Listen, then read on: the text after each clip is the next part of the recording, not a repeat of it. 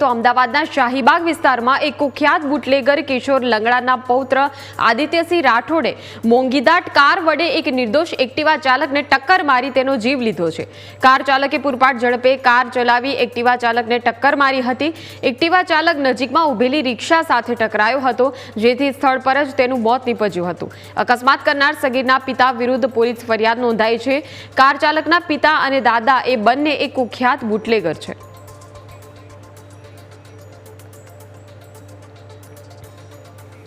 સવારના 8:30 વાગ્યાના સુમારે એક જુવેનાઇલ આરોપીના પિતાનું નામ દિલીપસિંહ રાઠોડ છે, જે પોતાની ફોર્ચ્યુનર ગાડી લઈને સરદાર સ્મારક પાસેથી પસાર થતાં એક્ટિવા ચાલકને અડફેટે લેતા એક્ટિવા ચાલકનું મૃત્યુ થયેલ છે અને આ બાબતે અમે BNS કલમ 105 મુજબ ગુનો દાખલ કરેલ છે।